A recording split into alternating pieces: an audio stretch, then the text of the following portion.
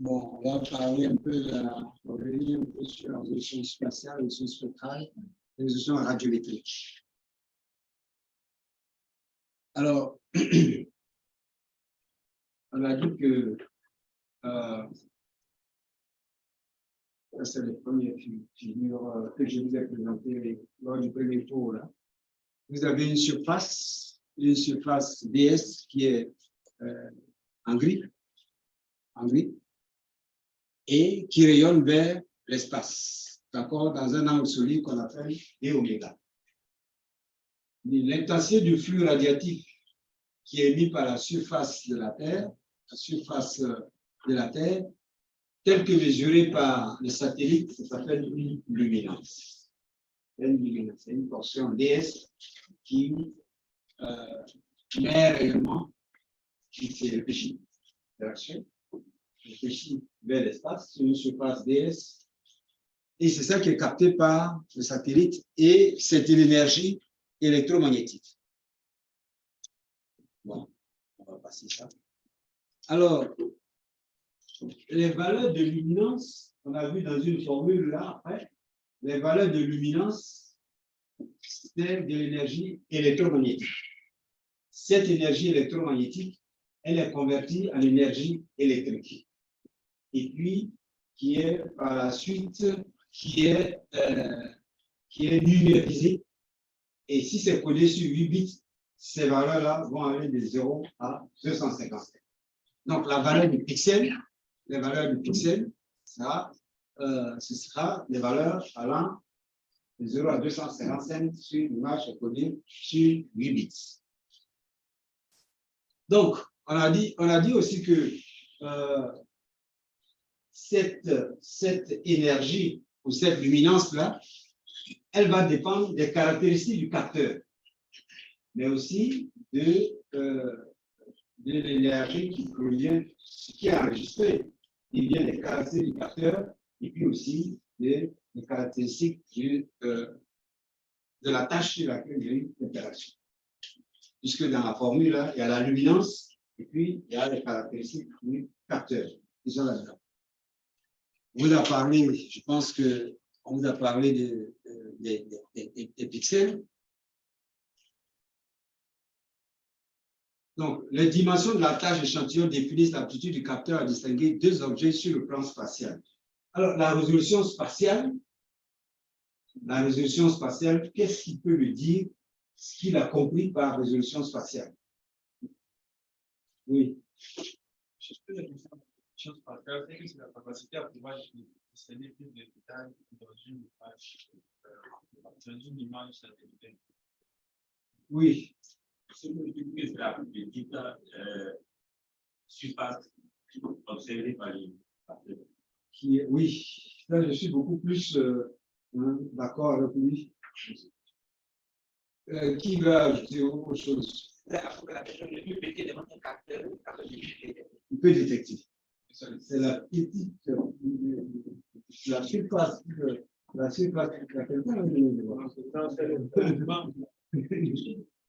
c'est la plus petite surface que le capteur peut détecter.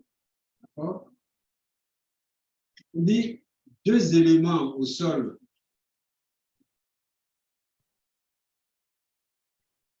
Les dimensions de la tâche échantillon définissent l'aptitude d'un capteur à distinguer deux objets sur le plan spatial. Ça, c'est la résolution spatiale. En effet, deux éléments du sol émettant différemment ne peuvent être distingués s'ils appartiennent à des tâches d'échantillons différentes. S'ils appartiennent à la même tâche, l'information recueillie sera un résultat. Alors, si je prends un capteur de résolution 1 km par 1 km, le détail le plus petit qu'il puisse voir, c'est 1 km par 1 km. Maintenant, si dans cette surface de 1 km par 1 km, si on a une surface homogène, alors la luminance qui est mesurée va refléter exactement ce qu'il y a dans cette tâche homogène. Quand je dis, par exemple, je prends un élève qui a 10 de moyenne. il peut avoir 10 dans les 5 matières. C'est qui est le moyen. Mais il peut avoir aussi 5, 15, 2, 18. Ça me donne aussi la moyenne 10. Est-ce que ces deux-là, hein, ils ont les mêmes capacités? Non. Il y a un qui est moyen et il y a un autre qui est bien dans certaines matières puis mauvais dans d'autres matières. Parce que quand vous allez mesurer une luminance donnée, c'est le résultat de tout ce qui est à l'intérieur de cette surface-là qui est capté. Dans cette portion de 1 km par 1 km, si vous avez une surface, par exemple, de la pelouse, si vous avez de la pelouse verte, vous allez avoir une réponse qui va correspondre à la pelouse. Maintenant, si vous avez dans l'intérieur de 1 km par 1 km, vous avez une partie qui correspond à la pelouse, une partie qui est du sol nu, une partie qui est autre chose. Ce qui est mesuré par le satellite, qui correspond à la tâche, 1 km par 1 km, c'est une valeur unique. Mais à ce moment-là, vous n'êtes pas capable de dire que ce qui est mesuré là, c'est ceci, c'est cela. Parce que ce qui est mesuré, on dit l'information recueillie sera le résultat de leur niveau d'émission. C'est-à-dire, il y a une partie qui est liée à la pelouse, l'autre partie est liée au sol nu, et puis à autre chose.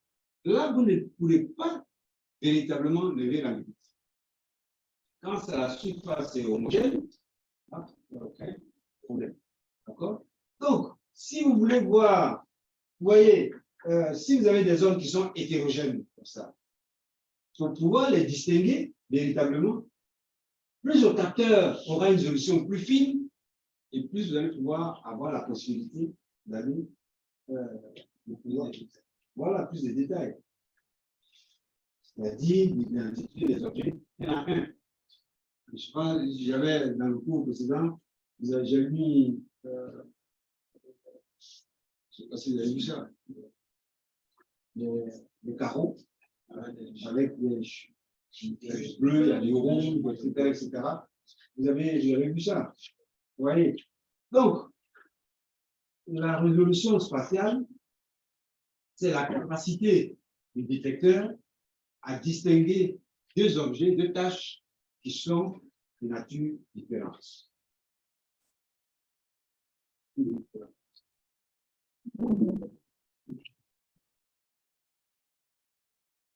La résolution spectrale maintenant. La résolution spectrale, c'est-à-dire la séparation là, celle dont je parle là, c'est sur le plan spatial. Sur le plan spatial, est-ce qu'on peut distinguer deux objets qui sont différents sur le plan spatial? La résolution spectrale, la résolution spectrale d'un capteur, est-ce que son attitude à séparer des signaux de longueur d'onde différentes? Donc, elle va dépendre du dispositif d'équipage optique séparant les rayonnements précédents en bande spectrale. Donc, si vous prenez le capteur HRV, haute résolution visible du spot, il y a 3 bandes. Il y a une bande qu'on appelle la bande panchromatique. Vous avez entendu parler de ça? En 0,5 et 0,89 microns.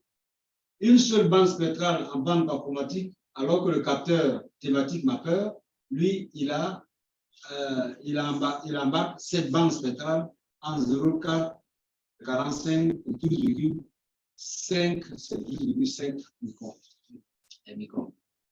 Alors, la résolution spectrale, à quoi ça consiste? Quelle est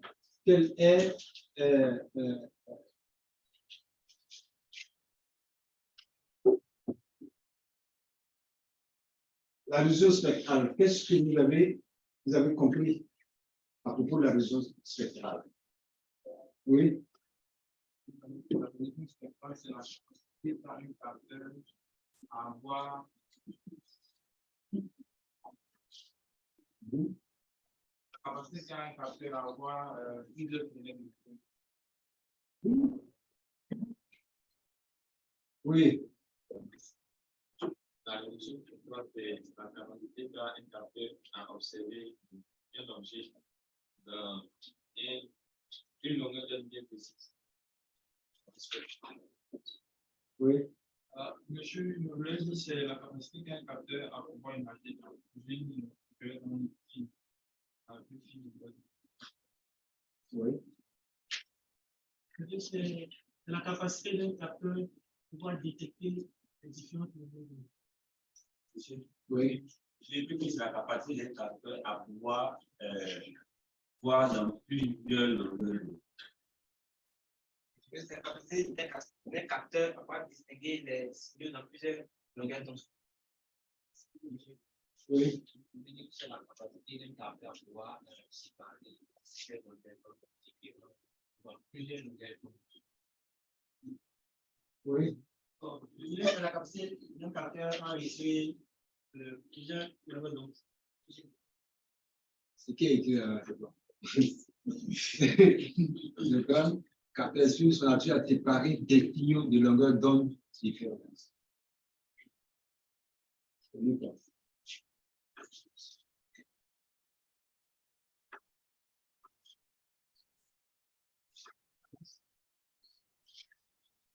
Inclut l'aptitude à séparer des signaux de longueur d'onde différentes.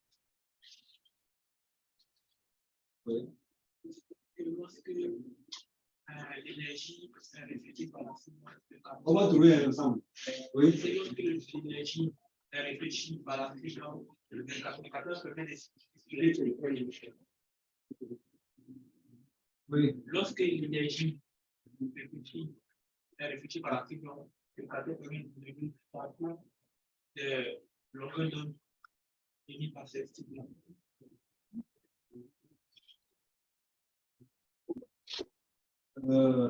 Oui.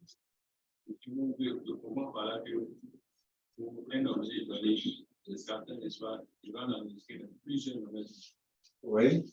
C'est-à-dire, bon, vous voyez, le spectre électromagnétique, par exemple, du 0,4 à 0,7 microns. Interagit avec les objets de la surface de la Terre. Et puis, il y a une réflexion vers l'espace. Il y a une réflexion vers l'espace, n'est-ce pas? Et puis, vous avez un satellite qui est embarqué. Par exemple, il y a un qui est en 0,4 et 0,5 microns. Un capteur qui est en 0,4 et 0,5 microns. Il y a un autre capteur qui est en 0,6 et 0,65 microns. Il y a un autre qui est entre 0,65 et 0,67 microns. Quand on veut parler de l'aptitude à séparer des signaux de longueur d'onde différente, qu'est-ce que ça veut dire? Ici, on prend cet exemple. Parce que, en fait, toute l'énergie, quand il y a interaction avec la matière, on sait qu'il y a une partie qui est absorbée par la matière, il y a une partie qui est transmise dans le sol, et une partie qui est réfléchie. Mais ce qui est réfléchi, là, c'est entre 0,4 et 0,7 microns. Hein? Maintenant, sur le satellite, il y a des bandes spectrales, c'est-à-dire il y a des capteurs avec des résolutions fines. Par exemple, entre 0,4 et 0,45 microns. 0,5, 0,55 microns. 0,6, 0,65 microns. Alors, on y va? Oui. Je peux dire qu'en fonction de l'objectif de la bande qu'on va observer, il y aura un filtrage au niveau du capteur pour pouvoir recueillir simplement, par exemple, la bande bleue ou la bande rouge. Trois bandes que j'ai pris. Oui. Bon, ceux qui sont en ligne aussi peuvent intervenir. Par exemple, oui. Si on a, par exemple, une forêt, mais un arbre qui, à travers l'environnement, qui réfléchit. Par exemple, il peut réfléchir le vert à 80% et à 20%. Donc, le capteur a la capacité de cette fréquence-là à travers un nombre. Oui. Nous sommes sûrs que c'est possible d'être 3 km. Oui, 3 bandes spectrales. 3 bandes spectrales. Le capteur a une sélection dans le bleu. Disons, plusieurs signaux dans le bleu. Plusieurs signaux dans le bleu. On va passer le bleu, le noir, le bleu qui sera. Chacun va parler. Oui, mais ceux qui ne vont pas parler là, qui parlent, ceux qui disent qu'ils ont compris. Oui. Je pense que j'ai réfléchi même le capteur. Oui. La résolution spectrale, en fait, son rôle, c'est quoi? C'est le pouvoir, c'est la capacité qu'ont le capteur de pouvoir recevoir cette énergie-là dans une bande spéciale, ou bien dans une bande spéciale. C'est-à-dire, si on peut choisir peut-être de recevoir l'énergie du bleu, on choisit la bande spectrale du bleu. Si on peut aussi choisir de recevoir cette énergie dans la bande spectrale du vert ou de la bande résolution spatiale, résolution spectrale, résolution radiométrique. C'est pour cela que je veux qu'on comprenne ça. C'est pour ça que j'interroge chacun d'entre nous. Mais la résolution spatiale est bien compris. La tour du capteur va séparer deux objets qui sont. Maintenant, la résolution spectrale, ce sera quoi? Les gens qui se manifestent là, si vous pouvez prendre.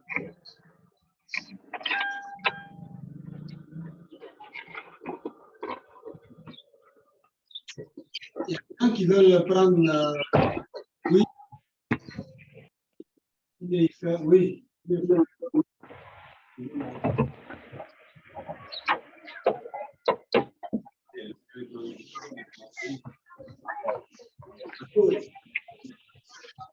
Ça se réfléchit. Qui parle éléments qui partent vers l'espace, qui ne sont pas portés, surtout ne sont pas statiques, ne sont pas totalement absorbés. Absorbés, une partie. D'accord?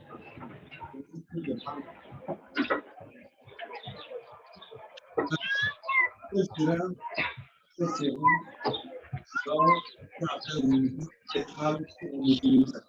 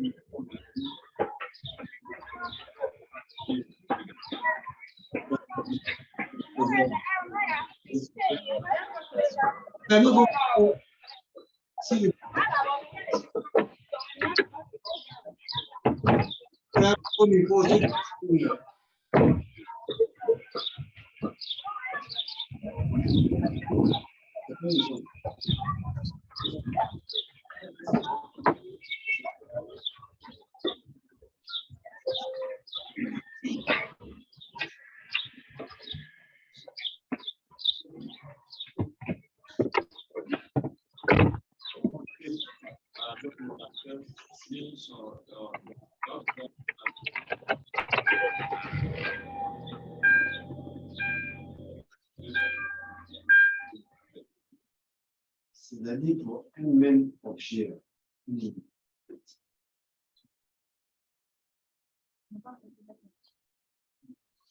Peut-être.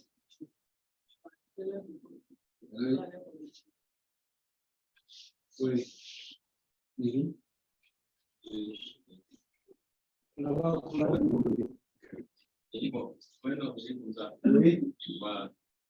L'interaction. Réfléchir dans toutes les bandes spectrales. Voilà. Lorsque les raisons qui sont réfléchies, oui. Voilà, le capteur n'est pas lui doit la possibilité de rester dans les bandes spectrales dans lesquelles il a réfléchi. C'est là. S'il a peut-être réfléchi s'il a une réponse dans le blanc et dans le bleu, dans le rouge et puis dans le vert, le capteur, n'est-ce pas, lui, a la possibilité, n'est-ce pas, d'enregistrer ces réponses-là, d'enregistrer un spectacle dans lequel l'objet a réfléchi. Oui, il va les séparer sur le plan spectral. Bon, qui a compris ça autrement? On ne peut plus avancer ou bien on ne peut plus avancer?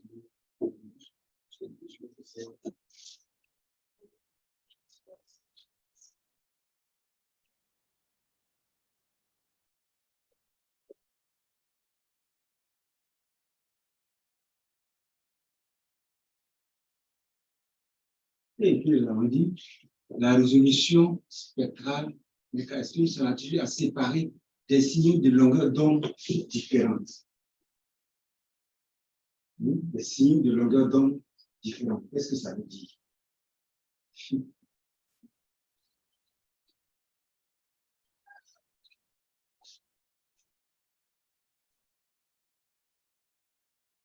Oui, les longueurs d'onde, ce sont les correspondent chaque longueur d'onde correspond ce sont les signaux. Comment? Oui. Ça veut dire que le patin est capable de séparer le bleu, le rouge, le vert. Oui. C'est ce qu'il faut dire, c'est que peut-être dans le bleu, on peut avoir un nombre de signaux, peut-être 35 dans le vert. Oui, oui, bien sûr. Il a fini. Dans le vert, la réponse va augmenter, ça peut avoir peut-être 45 là-bas. Oui, oui. Cela signifie que le capteur est capable de séparer la réponse et puis de les différentes couleurs. Dans les différentes couleurs, longueur d'onde. Longueur d'onde. Parce que, oui. Bon, ce que je peux parler, c'est que le capteur peut séparer, par exemple, dans le bleu, comme c'est plus que dans le bleu, on a plusieurs couleurs, on a le bleu ciel, on a le bleu plus gris. Donc, ça peut séparer, on peut avoir des résolutions pour le bleu ciel, le bleu plus, on peut vers l'indigo. Et puis, dans le vert, on peut avoir le vert clair, le vert plus. Puis dans le bleu, on peut séparer aussi. Parce que souvent, on ne se comprend pas sur les termes. C'est pour cela que vous voulez qu'à partir de là, vous arrivez à. Alors, professeur? Oui. Bon, je voulais réagir aussi. Oui. Bon, ma compréhension de la résolution spectrale, Oui. selon moi, la résolution spectrale permet de donner les caractéristiques, c'est-à-dire la nature précise des différents éléments qui ont réfléchi les ondes électromagnétiques. Oui, c'est-à-dire, dans cette résolution-là, permet de dire l'élément qui a réfléchi dans cette longueur d'onde-là est soit, soit une savane, soit une forêt, soit un sol nu. C'est-à-dire la résolution spectrale permet de donner la caractéristique précise de l'élément observé au sol. Oui, c'est à ça on va arriver. C'est-à-dire que si la résolution spectrale doit permettre de séparer. D'abord, on dit la résolution spectrale d'un capteur son nature à séparer des signaux de longueur d'onde différentes. Hein? Des longueurs d'onde, des signaux de longueur d'onde différentes. Qu'est-ce que ça veut dire? Parce que je vous dis, en réalité, c'est tout simple. Hein? C'est tout simple. Bonjour, monsieur. Oui, allez-y. Oui.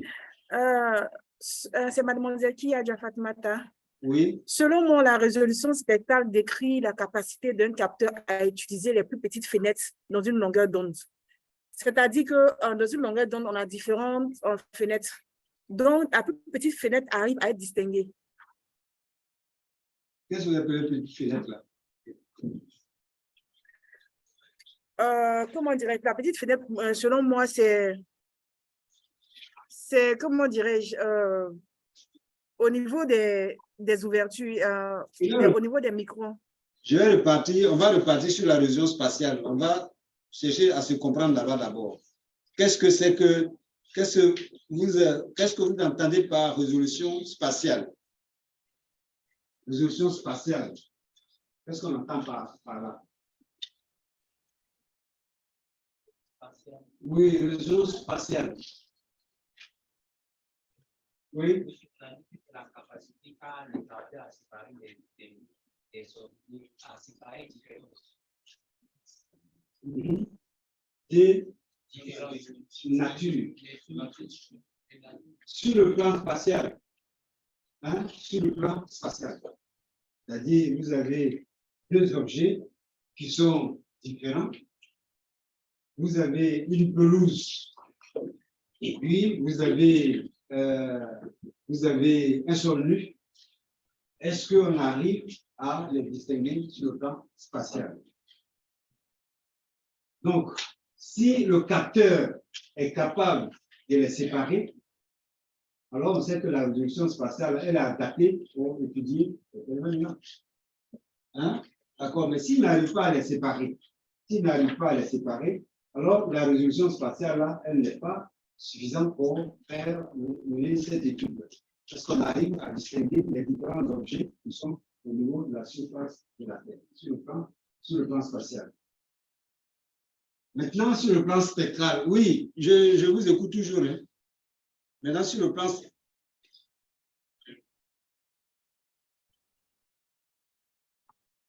oui. Celle qui est en ligne là, c'est Mme Fatmata? C'est Mademoiselle Fatmata. Oui. Oui. Vous reprenez ou bien vous continuez votre explication? Selon ce que moi je comprends, c'est la résolution spectrale, c'est décrire la capacité d'un capteur à utiliser les plus petites fenêtres. Mais par contre, la résolution spatiale, c'est la plus petite surface que le capteur peut détecter. La résolution spatiale, on est d'accord dessus. Oui. On est d'accord, mais la résolution spectrale, il y a des mots que vous avez utilisés, bon, on ne sait pas très bien ce que c'est.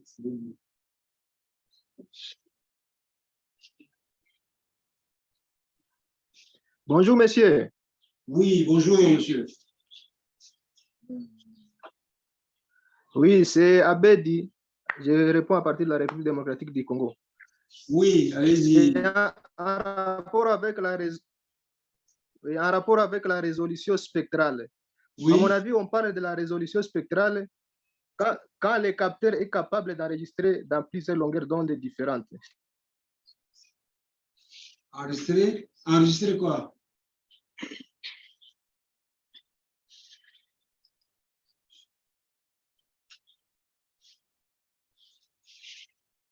Oui, en fait, tout est. C'est-à-dire dans le bleu, le rouge et le vert.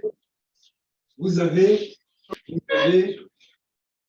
je vous ai dit, vous avez, on reste dans le visible, en 0,4 et puis par exemple 0,7 microns. Soleil, son rayonnement, dans cette bande spectrale-là, à peine entre 0,4 et 0,7 microns. Et puis, vous avez embarqué sur le satellite des bandes spectrales. On appelle ça des bandes spectrales. Ce dont Télé nous a parlé la dernière fois. Par exemple, on prend une bande spectrale entre 0,45 et 0,50 microns. Première bande spectrale. D'accord? Et puis, deuxième bande spectrale entre 0,46 et 0,50 microns. Soit, et troisième bande spectrale entre 0,55 et 0,6 microns. Il y a trois bandes spectrales. On dit la résolution spectrale exprime son aptitude à séparer des signaux de longueur d'onde différentes. Ça veut dire qu'il y a tout le rayonnement entre 0,4 et 0,7 microns qui arrive sur la surface des détecteurs. Prenez une antenne de radio. Une antenne de radio. Alors, comment vous faites pour capter radio, je ne sais pas moi, radio RFI. Pourquoi RFI? Radio Côte d'Ivoire. Oui. Voilà, c'est-à-dire qu'il bloque les autres zones et il n'entre en fréquence, il n'entre en résonance qu'avec cette fréquence. C'est-à-dire que votre bande, vous avez 3 bandes spectrales. Il y a tout le rayonnement arrive à la surface de ce capteur, n'est-ce pas? De chaque capteur. Mais le capteur qui est entre 0,4 et 0,45 microns, il ne va enregistrer l'énergie que des longueurs d'onde comprises dans cette bande spectrale. C'est-à-dire que vous avez l'énergie entre 0,4 et 0,7 microns qui arrive à la surface du détecteur. D'accord? Mais le filtre qu'il y a, qui est intégré dans le capteur, va faire qu'il va bloquer tous les rayonnements qui sont en dehors de sa bande spectrale. Et il ne va enregistrer l'énergie que celle qui... Il va permettre de séparer des signaux de longueur d'onde différents. C'est-à-dire, toutes les longueurs d'onde qui arrivent, il ne prend que l'énergie qui concerne sa bande spectrale. Est-ce qu'on se comprend? Hein? C'est comme la radio, hein? Il y a toutes les ondes qui arrivent. Mais quand vous mettez votre... vous tournez votre... si vous sélectionnez Radio Côte d'Ivoire, c'est 92 MHz, hein? Il ne va entrer, il ne va vous... vous n'allez recevoir que le signal de Radio Côte d'Ivoire. Les autres là sont bloqués. Donc, sur le capteur, le premier capteur qui est entre 0,45 et 0,5 microns, l'énergie qui est intégrée dans cette bande 0,45, 0,4, 0,45 microns, c'est celle-là seulement qui est enregistrée. Donc, il va pouvoir séparer, hein, c'est-à-dire l'autre qui est entre 0,5 et 0,6 microns, il ne va pas l'enregistrer. Hein, il ne va pas l'enregistrer. Il va se contenter seulement que de l'énergie entre 0,4 et 0,5 microns. C'est comme si on a filtré, on a bloqué les autres. D'accord? Donc, prenez l'exemple de la radio tout simplement. Oui? On peut dire que c'est la capacité des longueurs d'onde. Pour lesquels il est conçu. Hein? Pour lesquels il est conçu. Si dans ce cas, oui? vous avez pris pour, je dirais, l'exemple de sport H. HRV, oui. Mais c'est comme ce que moi je comprenais, c'est-à-dire que de façon générale, oui. Voilà ce que le spectre fait. C'est-à-dire que la capacité de monter, par exemple, pour le spot HRV, pour un autre satellite, et puis un autre aussi. Non, c'est sur, par exemple, sur le même satellite. Vous avez, j'ai pris l'exemple de 3 bandes spectrales, 0,4, 0,45, 0,50, 0,55, 0,60, 0,65. D'accord? C'est trois détecteurs qui sont dessus. Et le premier, comme il est entre 0,5, 0,4, 0,45, tout le spectre électromagnétique arrive à la surface. Mais il ne va enregistrer que l'énergie. Vous voyez l'intégrale là, non? Il va enregistrer l'énergie comprise dans la bande centrale entre lambda 1 et lambda 2, c'est-à-dire entre 0,40, 0,45 et 0,5. C'est cette énergie-là seulement qui est intégrée, qui est enregistrée. Et donc, il va séparer des signaux de longueur d'onde, les autres longueurs d'onde là, il n'en veut pas. Et puis pour la bande 0,5, 0,55 microns, celle-là seulement, l'énergie comprise dans cette bande spectrale qui est enregistrée. Il faut bien comprendre ça. D'accord? Et puis, et ainsi de suite. C'est par différents capteurs. Par différents capteurs. Un seul capteur, il est là pour enregistrer l'énergie comprise dans une bande spectrale seulement. Alors, quand on dit 0,45, 0,5 microns, c'est de l'énergie électromagnétique. Mais comme c'est le rayonnement, par exemple, dans le visible, tout le rayonnement du visible arrive à la surface. Mais il ne va laisser passer que, il ne va laisser passer dans l'arrière-plan que les rayonnements dont l'énergie est complète, dont les longueurs d'onde sont comprises entre 0,45 et 0,4 et 0,45. D'accord? Oui? Donc, on peut dire que c'est la résolution spectrale de la longueur d'onde qui rentre en résonance avec l'amplitude du capteur sélectionné. Si vous voulez. Quand on prend la bande panchromatique, elle est large, n'est-ce pas? 0,40.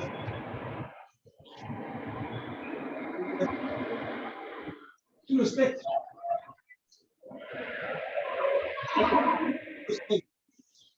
Il y a des gens qui veulent réagir.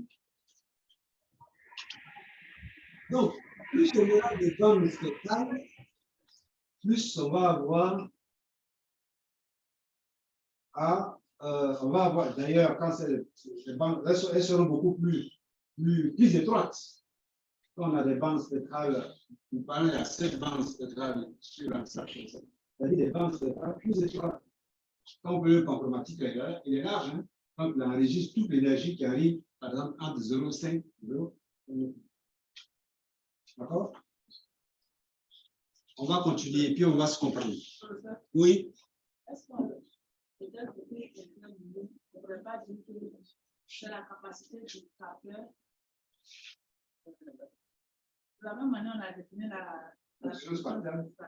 Est-ce qu'on ne pourrait pas dire que c'est la capacité du capteur à distinguer deux objets à deux différents processus? Oui? La même chose. La résolution radiométrique. Résolution radiométrique.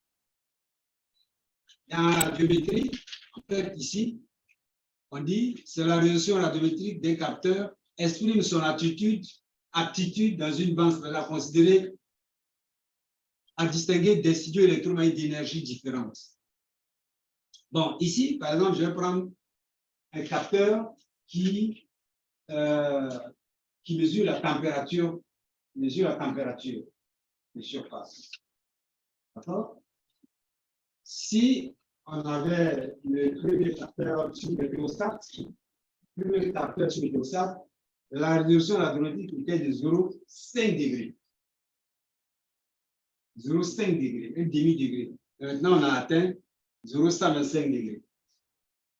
Qu'est-ce que ça veut dire? Que la résolution radiométrique est égale à 0,125 degrés.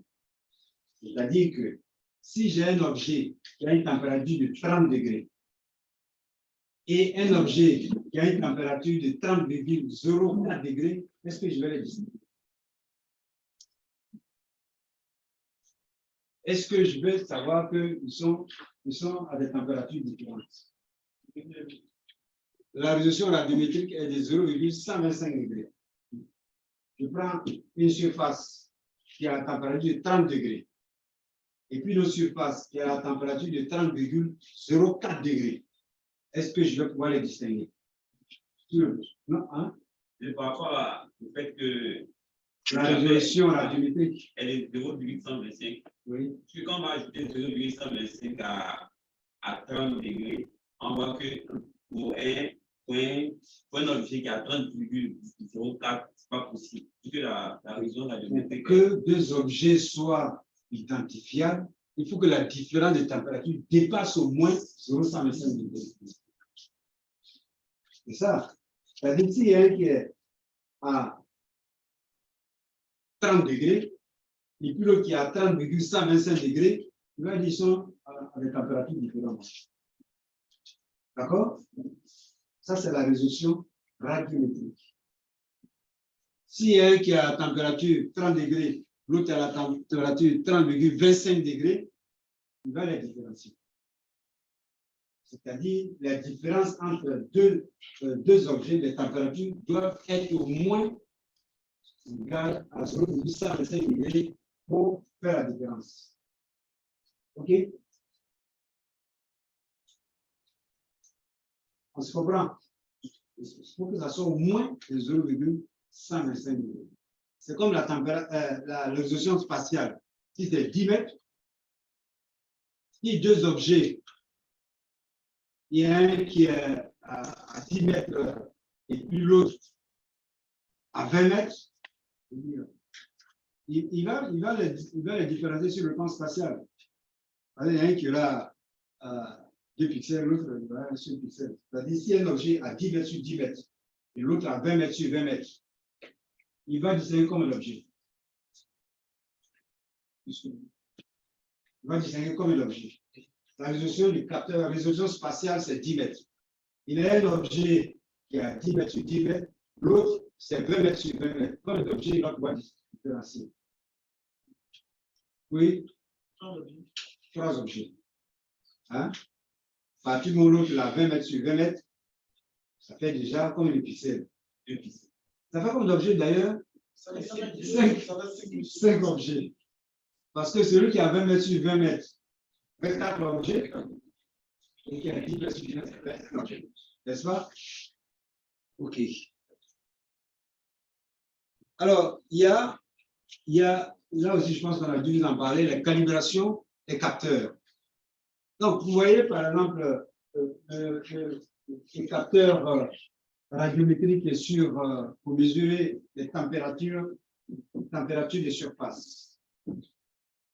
Quand il est tout nouveau, il a marqué, il dit c'est 825 degrés la résolution radiométrique. Mais comme il va voler pendant des années, au bout d'un certain temps, il y a le vieillissement des capteurs. Donc, de temps à autre, on a plus de vue pour voir si c'est toujours 0,35 degrés qui permet de faire la différence. D'accord? C'est-à-dire sur des zones qui sont très homogènes et ça permet de calibrer les capteurs. La qualité des informations fournies par les capteurs ne dépend pas seulement des résolutions spatiales, spectrales et radio, mais aussi la fiabilité des caractéristiques au cours de la durée de vie de l'appareillage. La calibration des capteurs est donc nécessaire. Donc, en vol, la calibration peut se vérifier lors du survol des zones test.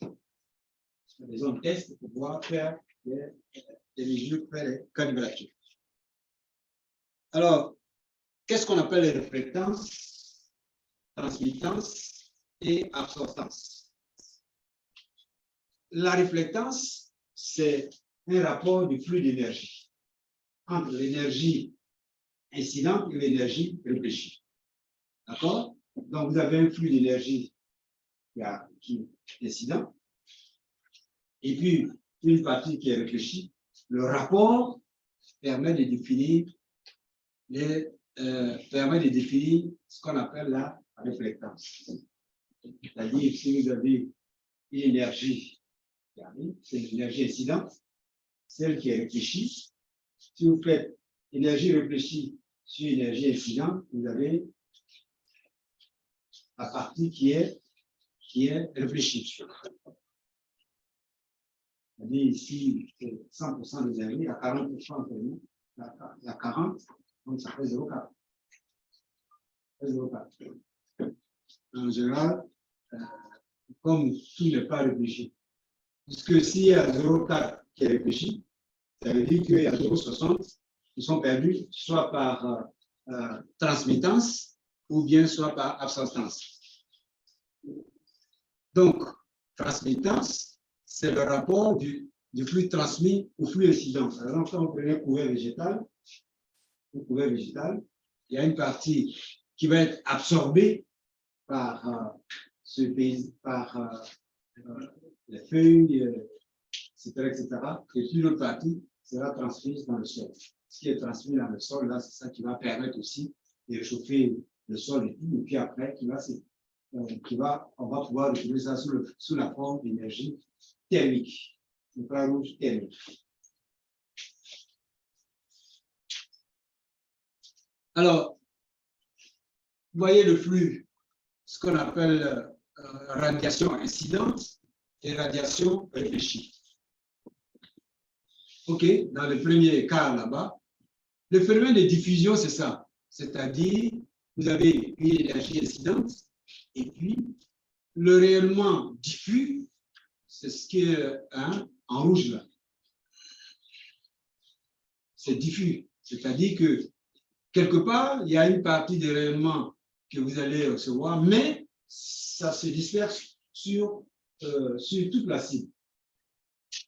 Vous avez aussi ce qui est absorbé, vous voyez, absorption, et puis la transmittance, hein, je vous ai dit, absorber, c'est ce qui va entrer par exemple dans le sol, ou c'est au-dessus de l'océan, ce qui va être absorbé par l'océan, et puis vous avez, il y a une partie qui est transmise, ici d'ailleurs, on voit bien ce qui est transmis et ce qui est absorbé dans le dernier cadre. Alors, il y a ce qu'on appelle, dans le premier cas là, on appelle ça une réflexion spéculaire.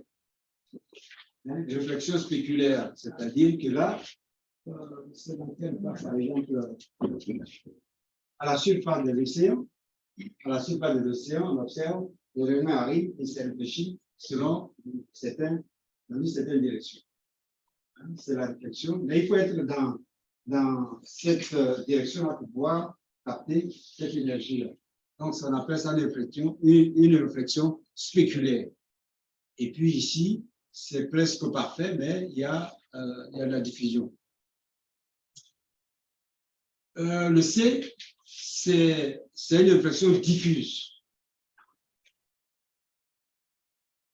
Et là, le D, j'ai oublié de vous en parler, ce qu'on appelle une diffusion, c'est une réflexion qu'on dit, on dit que cette surface-là est landersienne.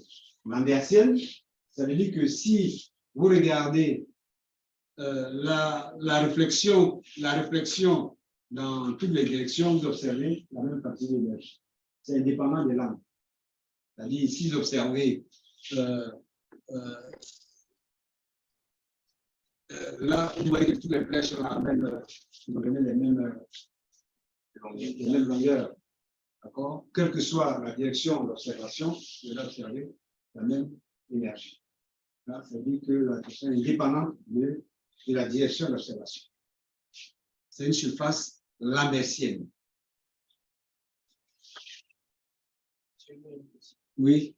Au niveau de la réflexion mentale,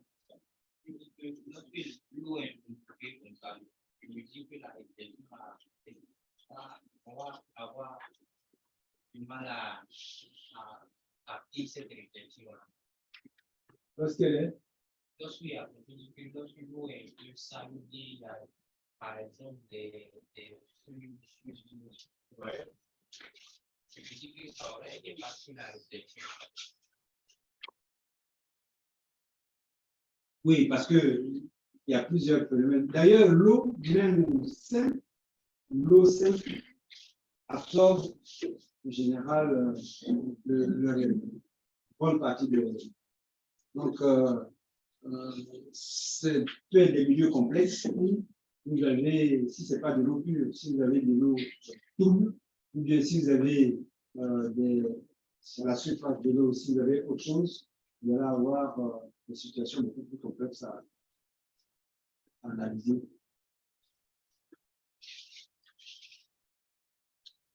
Bon, ici, bon, ça c'est tout ce qui est, par exemple, le rayonnement solaire, le rayonnement incident, qui est 5%, qui est en jaune. Vous avez une partie qui est diffusée dans l'atmosphère, rouge en rouge là. Vous avez une partie qui est absorbée par l'atmosphère. Et ce qui arrive au niveau de la surface au sol là, c'est vous avez absorbé par la surface 50%. Hein, il y a 50% qui est absorbé. Ce qui est réfléchi par la surface, c'est ça qui est en vert, c'est 4%. Et puis, au sommet des nuages là-bas, il y a une partie qui est absorbée par les nuages, une autre partie qui est réfléchie par les nuages. Donc, vous voyez que ce qui est capté par le satellite là, c'est pas grand-chose. Hein? Et puis, vous voyez que ce qui est réfléchi par les nuages, si c'est capté par le détecteur, là, ça apporte une information qui est erroné, puisque ça ne provient pas de la cible. Ça ne provient pas de la cible.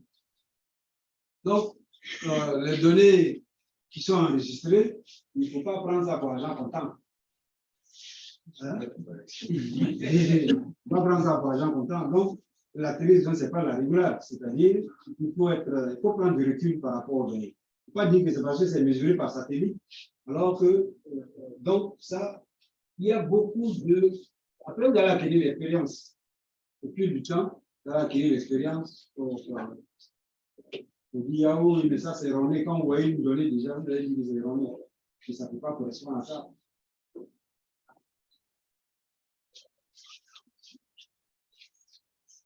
Signature spectrale de quelques objets. Signature spectrale de quelques objets. Alors, le visible, c'est entre 400 et 700 nanomètres. Nanomètres. En 0,4 et 0,7 microns.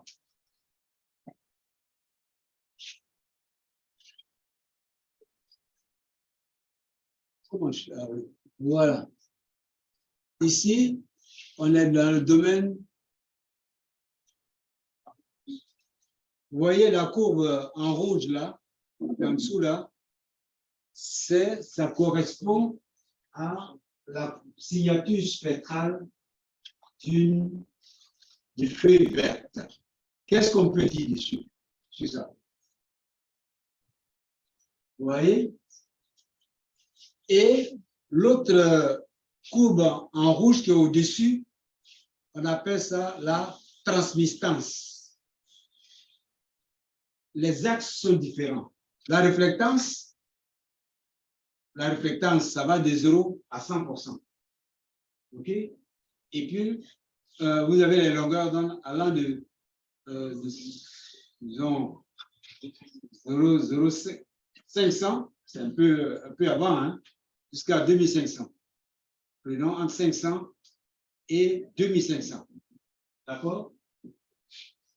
Nanomètres. Alors, la courbe en rouge, on a toujours la même longueur d'onde. L'abscisse c'est pareil.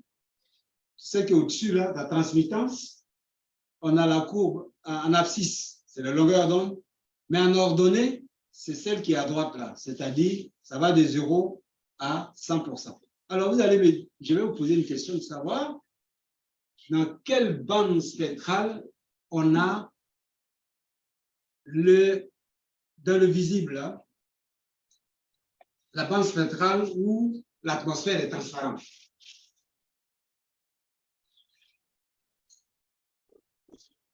L'atmosphère est transparente dans quelle bande spectrale? Donnez-moi les bandes spectrales, vous regardez tout, hein, entre 500 et 2500 microns, dans quelle bande spectrale on a la plus grande transparence? Oui. Ici, est plus qu'il y a dans le visible plus dans les phases. Donnez-moi des valeurs précises, par exemple. Où on a eu une transmittance assez grande, par exemple. Oui. 500 et 1500. Mais il y a la courbe quand même est très variable, hein? Autour de 600 à 1400, il y a quoi en fait? Il y a une absorptance qui est assez importante. Hein? C'est-à-dire là, on a quel est le pourcentage de transmittance?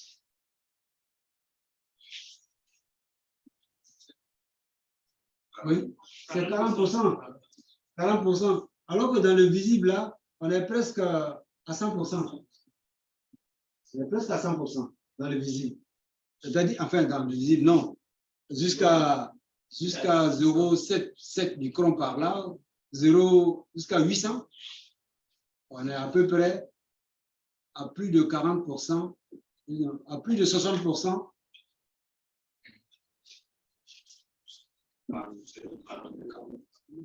transmittance 0.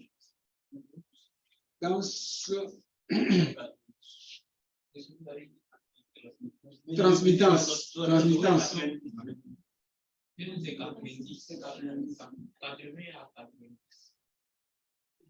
C'est plus que c'est moins que ça.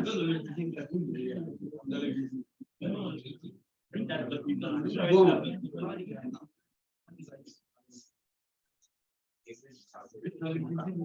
Oui.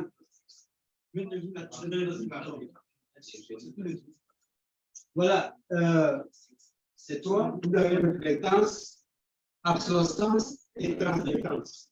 Et toi, hein, dans quelle partie est-ce que on a ça c'est pour une feuille verte, hein, les feuilles vertes. La partie où l'absorbance est élevée, où l'absorbance est grande, parce que l'absorbance, il faut regarder, ce sera la différence entre la transmittance et la réflectance. C'est ça, hein? Vous voyez ici, par exemple, la transmittance est très, très grande. C'est-à-dire à 200, à 2000. À 2000, l'absorbance est très grande. N'est-ce pas? L'écart est très grand entre la réflectance et la transmittance. Il y a une bonne partie du signal qui est absorbée. Je ne sais pas si vous ramenez à la courbe précédente, vous allez voir que ce qu'on a vu auparavant, là, il y a une l'absorption est très, très, très grande ici. Alors, ramenons-nous au signal, à la réflectance de la végétation. D'après vous, quelles sont les bandes spectrales, quelles sont les longueurs d'onde typiques de ces cours de végétation? Où on peut placer des bandes spectrales. Oui? On peut dire que dans le début, oui, et puis dans les pas où tu où tu vois un plan technique. Vous allez pouvoir demander la bande précise où on peut placer des bandes spectrales. Si vous avez embarqué à concevoir une bande spectrale embarquée sur le satellite pour bien étudier la végétation. Oui. Dans le proche infrarouge de 600 à 1400. Les bandes, c'est trop large. Oui. Les 0, bon, par rapport à l'exemple, vous avez dit on prend avec des 0,5, donc on prend 0,5 à 0,7.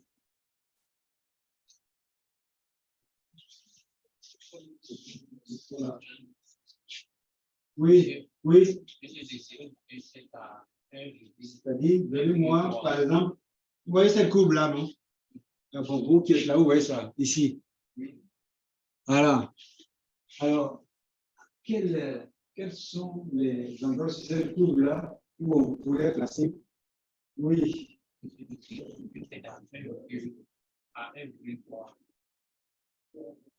C'est-à-dire que moi, ce que je vois, où il y a le minimum, où il y a le maximum, puis il y a le maximum. Hein? Où il y a le pic, là. Vous voyez, et puis là où vous avez bon, ceux qui sont en ligne là, regardez, après 500 microns, vous avez un petit pic, un maximum là. Et puis vous avez un minimum autour de, je ne sais pas si c'est 600 microns, 600 nanomètres. Hein? Et puis après, vous avez un grand pic autour de 700 nanomètres par là. Donc, si j'ai des bandes spectrales pour étudier la végétation embarquée sur le satellite, je vais placer un sur le petit pic là, le maximum, le premier maximum là, et puis le minimum dans le creux là, et puis l'autre côté là. Ça veut dire que si je sais que dans la première bande spectrale, je vais avoir un maximum relatif, mais la valeur la plus faible sera dans le creux. Et puis, si j'ai une valeur qui est très grande autour de 700 microns, alors je dirais que c'est de la végétation verte. J'ai un pic, un petit pic, autour de 600 microns, 600 nanomètres. Non, c'est 550 par là. 550 par là. Et puis ici, par exemple, je peux savoir si c'est 600. Et puis ici, c'est peut-être 700. Donc, je vais avoir un maximum autour de 700. Je vais avoir un minimum autour de 600. Et puis 550 et maximum. Et si je regarde les valeurs de fréquence dans cette bande spectrale, que ça se présente de cette manière, je dirais que c'est une végétation verte. Alors, pour ça va permettre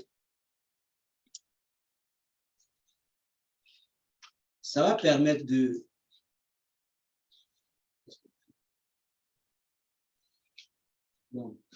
définir un paramètre qui s'appelle l'indice de végétation. L'indice de végétation. L'indice de végétation, le normalisé, on appelle NDVI. Ça, c'est un paramètre que vous allez couramment utiliser. Normalized Difference Vegetation Index. L'indice de végétation, en français, ils appellent ça IVG. L'IVG, après, ils sont en de cette interruption volontaire de grossesse. Donc, ils ont tous adopté NDVI. NDVI. Indice de végétation normalisé. Alors, vous voyez,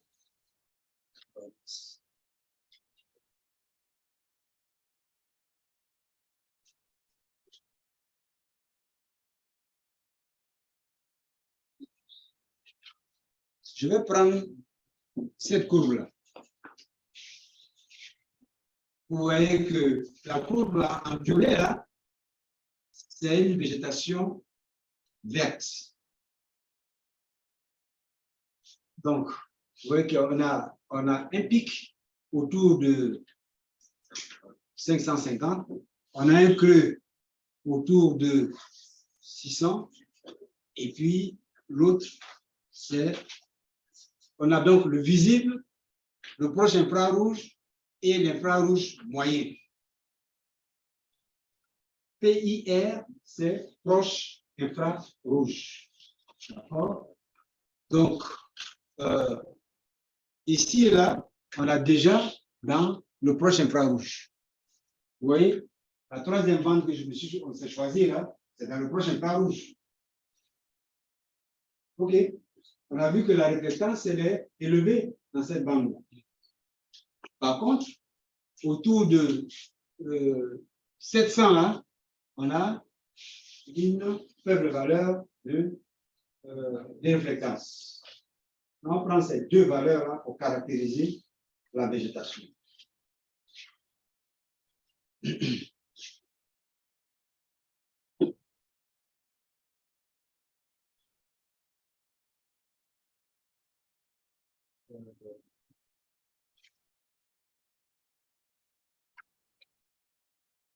Alors, dans le NDV, dans la formule que je vous ai donnée, proche infrarouge, PIS, c'est proche infrarouge.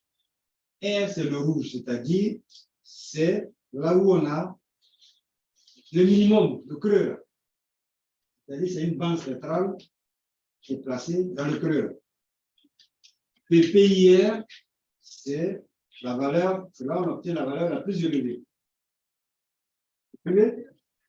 Alors, quand une végétation est verte, qu'est-ce qui se passe? On a une forte réflectance dans le proche infrarouge. N'est-ce pas? Et puis, la réponse dans le rouge, on a vu que c'est une réponse qui est très faible. Donc, quand une végétation est verte, le proche infrarouge, le rouge est négligeable devant le proche infrarouge. C'est-à-dire la valeur qu'on va mesurer, la valeur de réflectance qu'on va mesurer dans le rouge est négligeable vis-à-vis du proche infrarouge. Vous voyez, non? Le rouge est négligeable vis-à-vis du proche infrarouge. Donc, dans cette formule-là, si on néglige le rouge par rapport au proche infrarouge, qu'est-ce que ça veut dire? PIM, oui.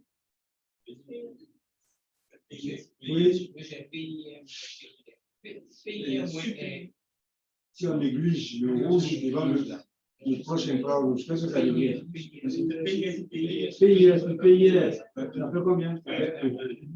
Ça veut dire que pour une végétation qui est en pleine activité chlorophyllienne, l'indice de végétation va tendre vers 1. C'est-à-dire, si vous prenez la réponse, parce qu'on a 3 bandes spectrales.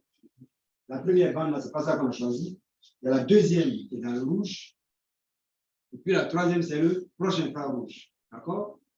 C'est une valeur numérique. Si vous prenez la valeur des réflectances dans le proche infrarouge, moins le rouge, sur le proche infrarouge plus le rouge, si la valeur est élevée, alors on est plus ou moins certain qu'on a affaire à une végétation verte. D'accord? Ça, c'est l'indice. Maintenant,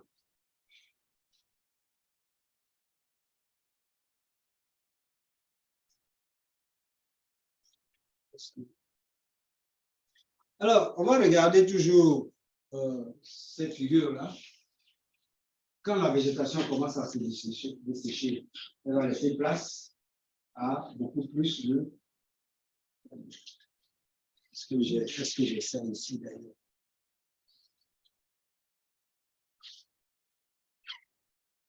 Alors, on va regarder ceci. Là. La réponse spectrale des surfaces. Alors, est-ce que ça, on va se comprendre. On va se comprendre sur ça. Peut-être qu'on va regarder sur ça et puis on va se comprendre un peu plus. Quand une végétation, regardez la courbe en vert là, ça c'est le cycle. La végétation, par exemple, vous plantez du maïs, c'est la période, la part de sémis, hein, du maïs, pas de sémis. Quand on sème, hein, en général, on a affaire, ce qu'on voit, c'est le sol nu. Hein, c'est le sol nu, n'est-ce pas? Alors, sur cette courbe-là, sur ce graphique, le proche infrarouge est en ordonnée et le rouge est en abscisse. Donc, si vous cherchez les coordonnées, les valeurs dans le rouge et dans le proche infrarouge, en phase de sémis, qu'est-ce qu'on peut dire?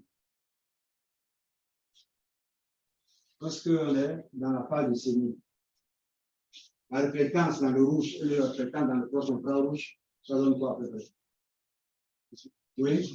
La réflectance dans le rouge est plus importante que la prochaine. Dans le sémi, on est à peu près les mêmes. Hein? À peu près les mêmes. Donc, si on calcule l'indice de végétation, ça va tendre vers combien? Non. Ça tend vers combien? Si les deux sont quasiment les mêmes, ça fait quoi? Ça tend vers 0. Ça tend vers 0. Hein? Ça tend vers 0. Alors, maintenant, en phase de croissance, qu'est-ce qui va se passer? Oui? En phase de croissance, toute l'activité chlorophyllienne commence à évoluer. On voit ici que la réflectance dans le proche infrarouge s'élève et dans le rouge, ça diminue. C'est-à-dire, dans le creux, là, ça montre l'activité chlorophyllienne. C'est-à-dire que la plante va absorber le rayonnement dans le rouge pour la photosynthèse. Il va beaucoup plus absorber le rayonnement. Et il va réfléchir très peu dans la bande rouge. Donc, là, et puis, dans le proche infrarouge, il va réfléchir beaucoup plus. Donc, vous voyez que la réponse dans le proche infrarouge augmente et la réponse dans le rouge diminue. Donc, l'indice de végétation va avoir tendance à augmenter. D'accord? Puisqu'on arrive à la phase de maturité où la réponse dans le rouge, dans le proche infrarouge est très grande, parce que ça recouvre pratiquement le sol. On ne voit plus le sol, on voit que le feuillage.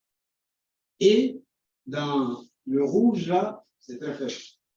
Donc voilà, on va avoir un indice de végétation qui sera élevé. C'est bon, je dis qu'en ce moment-là, le rouge est négligeable devant le prochain infrarouge.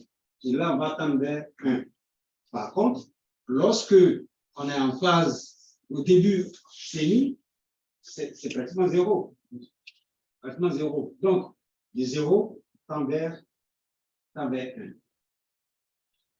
Donc, dans la phase où on est en sénie, là, si vous faites proche infrarouge, moins rouge, c'est 0, puisque la réponse dans le rouge et dans le proche infrarouge sont quasiment les mêmes. Donc, l'indice de végétation va passer de 0 à 1 au fur et à mesure que nous allons avoir une plante qui va évoluer vers des maturités. Et puis maintenant, quand ça commence à se dessécher, c'est-à-dire une fois qu'on atteint la phase de maturité, si vous passez dans un champ de maïs après, qu'est-ce que ça devient? Ça devient comment? Presque jaunissant. Ça se dessèche. Ça se dessèche. Et alors, qu'est-ce qui se passe? Il n'y a plus d'activité chlorophyllienne. C'est-à-dire que la plante ne va plus absorber le rayonnement rouge. Donc, la réponse dans le rouge va avoir tendance à augmenter. Et la réponse dans le proche infrarouge va diminuer. Donc, on va retendre encore vers 0. Donc, si vous prenez des images à différentes dates pour calculer les indices de végétation, vous allez voir, si c'est sur les plans, vous allez voir en quelle période on est vraiment à la fin du cycle de la végétation où c'est vert, et puis à quel moment on commence, la phase de dessèchement commence, et ainsi de suite. Donc, cet indice-là, il est très, très, très important à étudier, l'indice de végétation.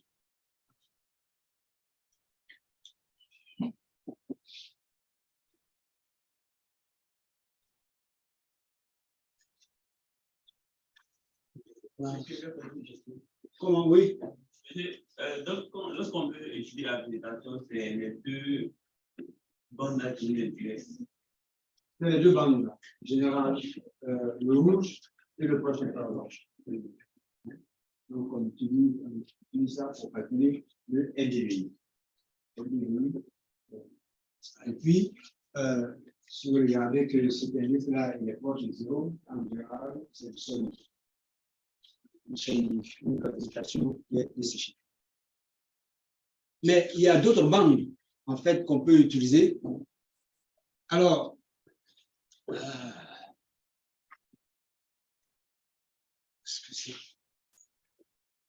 dans l'infrarouge, ici, ceci-là, cette bande-là, ça permet de mesurer aussi la teneur en eau des plantes. La teneur en eau des plantes. Autour de 2000 nanomètres. Voilà, ici, on a, ici, c'est l'activité chlorophyllienne, et là, c'est la teneur en eau des plantes. C'est dans le moyen infrarouge. Donc, le canal moyen infrarouge, autour de 2000 nanomètres, permet d'étudier la teneur en eau des plantes.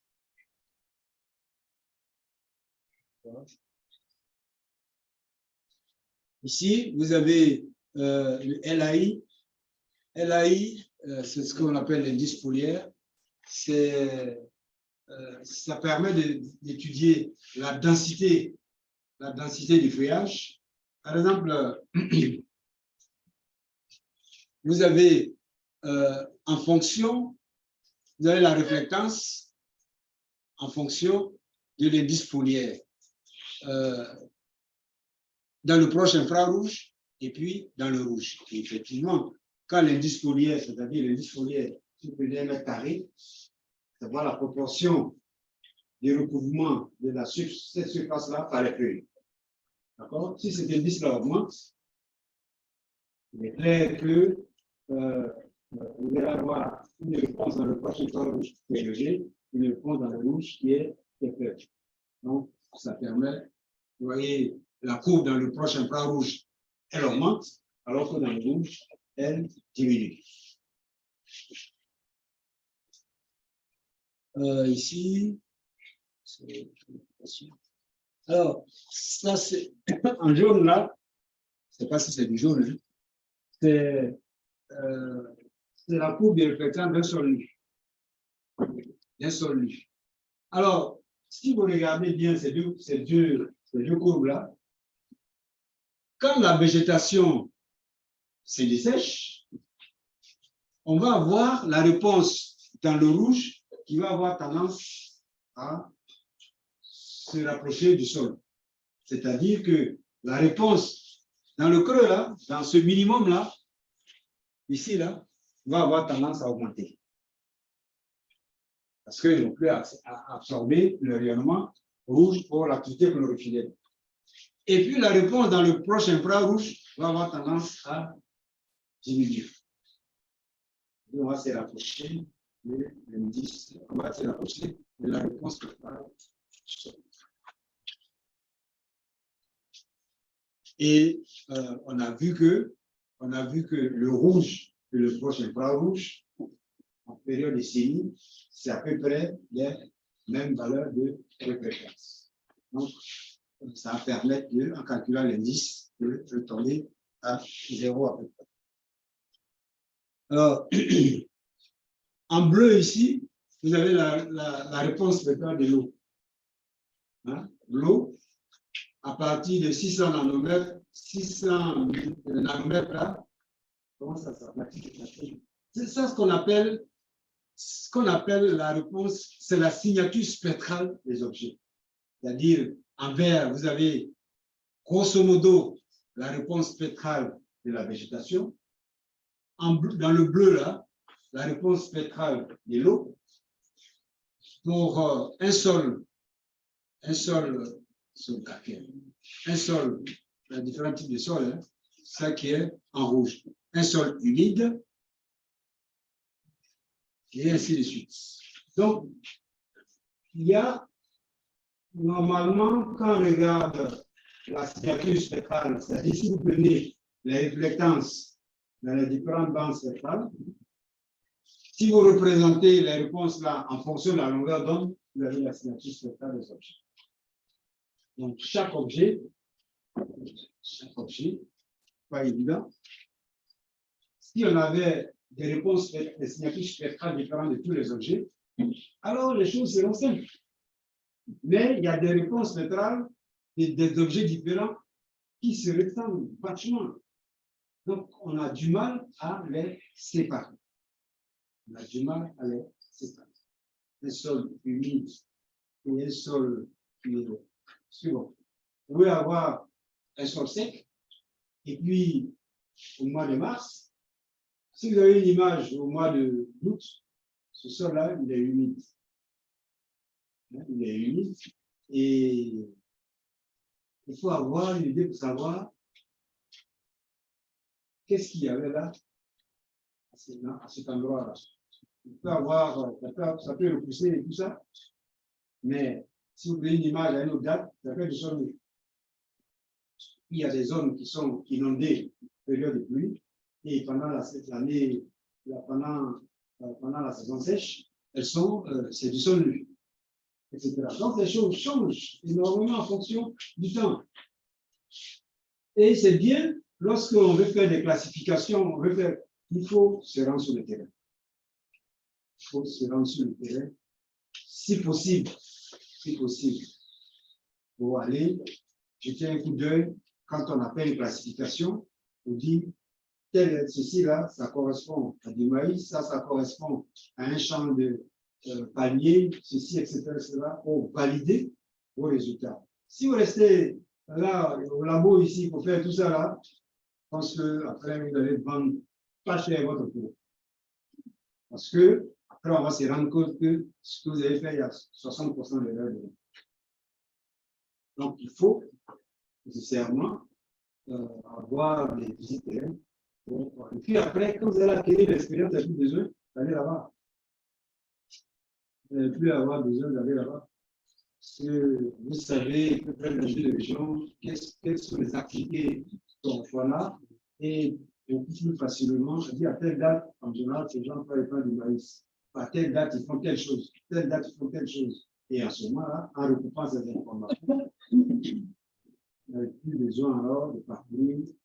Mais, dans un premier temps, c'est bien d'acquérir l'expérience en faisant du terrain et en essayant de caler les choses.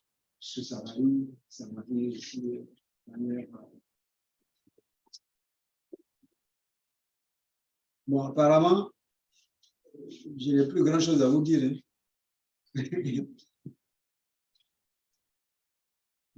Je n'ai plus grand chose à vous dire. Si vous avez des questions.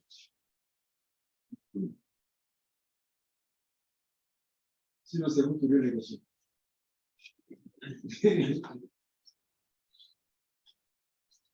Est-ce qu'on a avancé? Est-ce qu'on a compris quelque chose dans ce cours? Oui. Oui.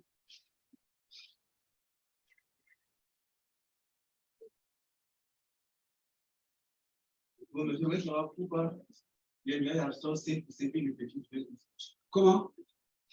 Pourquoi les nuages Réfléchissent. Non, Non, c'est-à-dire, dans le rayonnement qui arrive là, vous avez 100%. Ici, ça fait combien? Il y a 6%. Il y a combien? 15%. Et puis, absorbé par les nuages, 5%. Ce qui est réfléchi là, tu veux dire? Réfléchi par les nuages, 20%.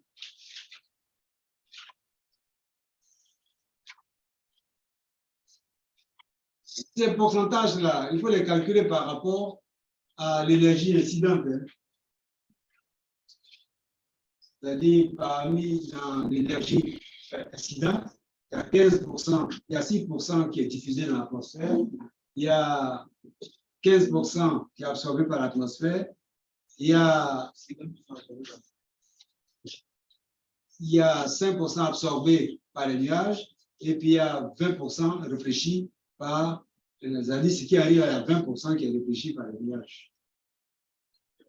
Dans les 100%, il y a 20% qui est réfléchi par les nuages, il y a 5% qui est absorbé.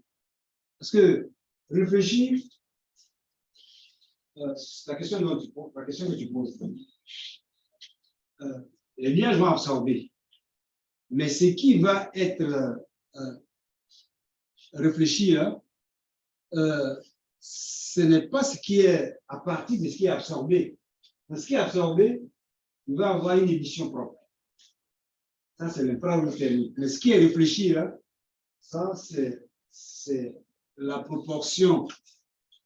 Dans les 100%, il y a 5% qui est absorbé par les nuages et puis il y a 20% qui est réfléchi par les nuages.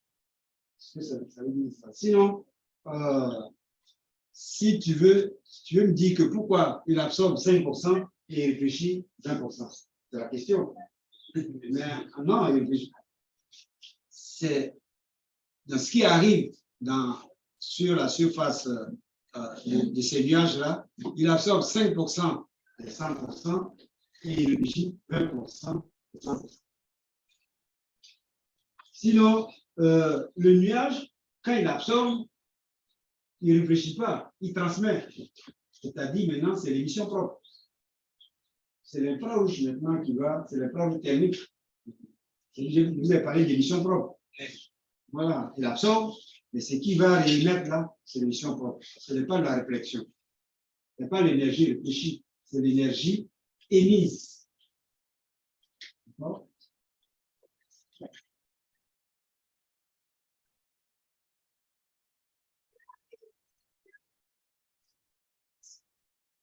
Bon, il y a autre question?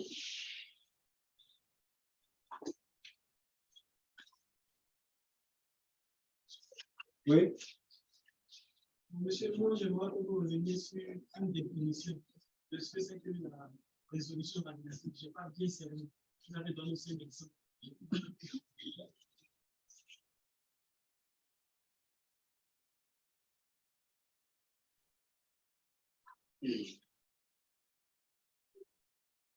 dit là, dans tout ce qu'on est en train de dire, on parle de radiométrie.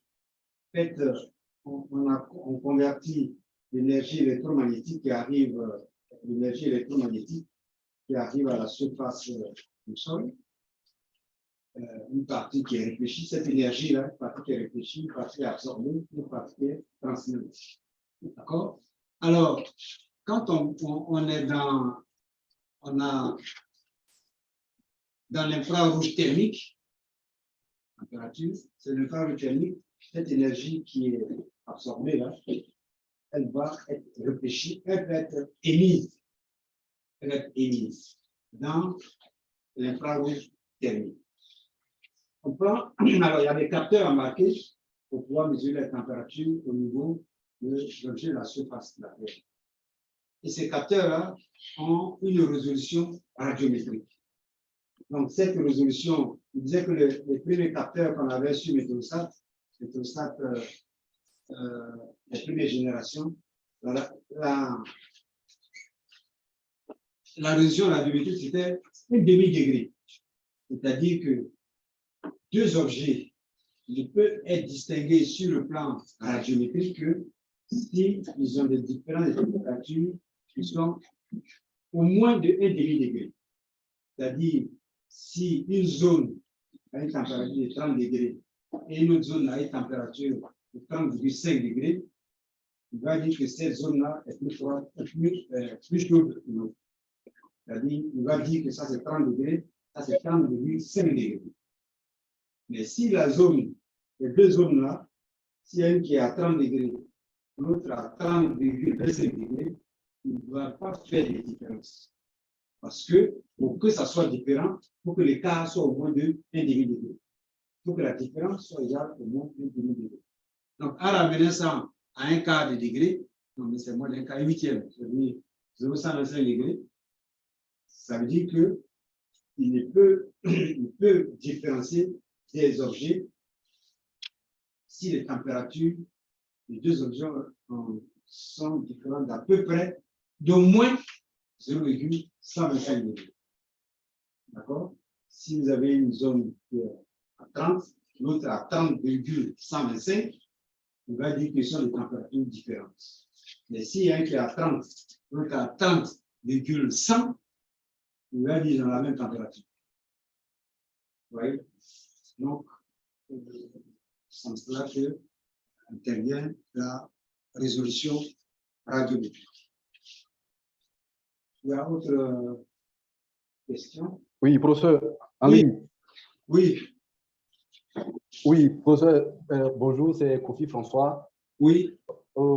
Ma question est relative aux objets dont vous avez parlé tout à l'heure qui ont pratiquement la même signature spectrale. Oui. En dehors de partir sur le terrain pour faire un constat, oui. Est-ce qu'il n'y a-t-il pas d'autres méthodes numériques ou bien par programmation pour faire la différence de ces objets-là, ou bien obligatoirement il faut partir sur le terrain? Vous voyez, par exemple, je disais que il y avait eu un projet pour installer les jeunes agriculteurs en essayant de cartographier toutes les zones de jachère. D'accord? Et moi, j'étais stagiaire en ce moment là-bas, au Bled, et ces zones de jachère, elles se comportent sur le plan spectral comme les zones de végétation naturelle. C'est-à-dire que quand vous voyez une jachère, vous avez l'impression que aussi c'est une plantation de caféiers ou bien quelque chose comme ça, parce que on ne voit que ce qui est au-dessus. Vous voyez? Alors, regardez, ça fait un moment donné que les gens cherchent à cartographier les zones de cacaoyères. Les plantations de cacaoyers sont sous abri. N'est-ce pas? Si vous avez visité des plantations de cacaoyers, on laisse des grands arbres là-dedans pour essayer de protéger les cacaoyers. Et ces grands arbres-là, et il recouvre pratiquement les plantations. Et vous allez avoir du mal à faire une différence entre la signature spectrale de ce qui est mis, le signal qui est émis par un champ de cacaoyer, alors que c'est une plantation d'abri, d'un autre couvert qui est là, qui est une plantation de jachère, et qui est une jachère. Comment on fait la différence? C'est au niveau des signatures spectrales sur nous. Maintenant, si vous allez sur le terrain, vous allez injecter là-dedans des informations externes, c'est-à-dire qui ne proviennent pas du satellite, pour voir comment est-ce que vous allez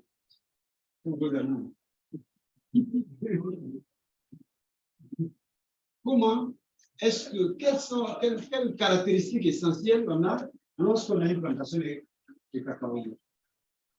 Qu'est-ce qu'on a autour? Ce sera à vous de bâtir un algorithme qui va vous permettre, ayant caractérisé une zone de cacaoyer, comment vous allez pouvoir retrouver les autres plantations, parce que vous n'allez pas faire toutes les plantations, c'est ça. Mais c'est à vous de trouver des algorithmes pour dire, lorsqu'il y a un cacaoyer, il y a une plantation de cacaoyer, voilà ça qu'on trouve autour de cette plantation. Soit il y a des pistes, il y a une route, il y a ceci, il y a cela, etc., etc., etc. Et ce sera à vous de chercher des algorithmes pour pouvoir le faire. Ça fait longtemps que les gens cherchent à cartographier les zones cacaoyères par satellite. Mais bon, j'encourage les gens qui veulent continuer à faire ça. Hein? Ce n'est pas aussi évident que ça parce que ce sont des plantations sous abri. Donc, la visite sur le terrain est des fois nécessaire. Les zones de jachère, quand vous avez cartographié ça, quand vous avez utilisé des algorithmes de classification classiques que vous avez dans vos logiciels, là, il faut aller visiter pour voir si vous n'êtes pas trompé. Vous n'êtes pas trompé. Donc, pour valider, dans tous les cas, ce que vous avez fait, il est nécessaire de faire le terrain. Il est nécessaire de faire le terrain. Maintenant, si vous avez travaillé sur cette zone pendant 10 ans, vous n'avez plus besoin de faire tellement de terrain pour ça. C'est l'expérience maintenant qui va vous guider dans ce que vous êtes en train de faire. Il y a des gens qui connaissent parfaitement les zones. Hein. Je connaissais un gars au Grand Travaux, là. Il connaissait toutes les zones. Quand on fait, il me dit non, ce que vous avez fait là, c'est erroné. Là-bas, là, c'est pas jachère. Hein. C'est ici, c'est cacaoyer, c'est caféier qui est là-bas. Ah, il connaît la zone. Hein. Vous voyez? Donc, ce n'est pas, la télévision, ce n'est pas facile. Ce n'est pas facile. Ne pensez pas que vous allez prendre des images, vous asseoir au labo, et puis passer les logiciels là, classification, vous allez le mettre ça, bon, voilà, hein? Ça, pourquoi il paye cher pour faire ça? Parce que ça nécessite apprentissage, ça nécessite l'expérience, ça nécessite de faire du terrain, c'est presque. Si vous voulez faire toute la zone sud, ou bien tout l'ouest de la Côte d'Ivoire, vous avez pour pouvoir cartographier les zones les forêts qui restent. Les signatures spectrales d'une forêt, et puis pour une zone savane, c'est un peu différent. Une zone cultivée en EVA ou quelque chose comme ça. Là encore, vous pouvez trouver des signatures, vous pouvez trouver des choses qui vont faire la différence. Parce que si vous avez des images à des dates différentes, vous allez voir que l'EVA, pendant la saison sèche, là, ça se dessèche quand même un tout petit peu. La forêt vierge, là, elle va rester pratiquement. Donc, c'est avec ces algorithmes-là que vous allez bâtir votre méthode d'approche pour cartographier C'est bon, moi, je n'ai pas ça. Hein. Je ne peux pas vous dire ça. Je n'ai pas. Je suis théoricien. Je n'ai pas fait beaucoup de terrain en télévision. Mais j'ai côtoyé des gens qui font ça et la demande vraiment de faire du terrain. Oui, est-ce que j'ai répondu à votre question? Oui, ça va, c'est bien compris. Oui, il faut apprêter-vous à faire du terrain partout. Hein. Oh, les 4x4. Oui, c'est des gens, vous allez voir qu'au bout de 5 ans, c'est fini, vous êtes aguerri, vous avez acquis des connaissances fondamentales qui vont vous permettre après de pouvoir, et les programmes classiques que vous avez, on va vous vendre, ça ne peut pas répondre à vos questions. Parce que souvent, c'est bâti en tenant pas compte des milieux dans lesquels on travaille. Ça aussi. Il faut pouvoir, quand on a un résultat, il faut avoir un esprit critique par rapport à ça. Il ne faut pas penser que ce qu'on a pu obtenir par la classification, soit supervisé ou non supervisé, hein, c'est prêt à être vendu. Non, il faut avoir un esprit critique par rapport à ça. Quel est le taux l'erreur que j'ai pu commettre là-dedans? Il faut estimer ça, puis corriger petit à petit. Il y a du vrai, il y a du faux. C'est un outil d'aide, mais ce n'est pas la solution. C'est pas la solution qui est 100%. Oui, là, je vais être venu. Il y a des questions aussi.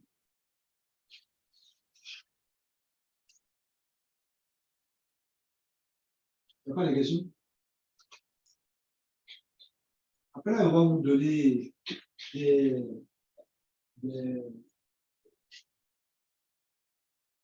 questions sur lesquelles vous allez faire des exposés. Des sujets. Sur le cours aussi. Hein. Sur le cours aussi, bien sûr. Sur les applications. Comment vous comptez, comment l'approche vous voulez adopter pour faire une application, sur les capteurs, sur les orbites des satellites, qu'est-ce que vous avez compris là-dessus, tout ça. Donc, on va vous donner des petits sujets, de l'exposer pendant 10 à 15 minutes par groupe, en groupe de 4 ou 5. 5 personnes, vous êtes nombreux, 4 ou 5.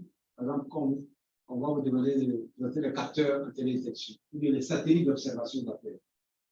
Au parcours, satellite d'observation, donner les caractéristiques, etc., etc. OK. Donc, on va réfléchir sur des sujets comme ça qu'on va vous donner. Ça peut vous permettre d'approfondir un peu ce qu'on a vu pendant les cours. Ah bon? Bon, ok, on n'a pas fait les pauses. Je voulais faire celui-là le jeudi. Le jeudi, on verra ce qu'on peut faire.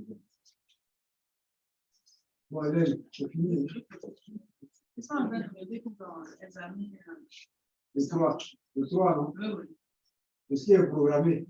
Examen théorique sur les questions de cours. C'est la plateforme. Oui. Question d'application du cours. C'est bon?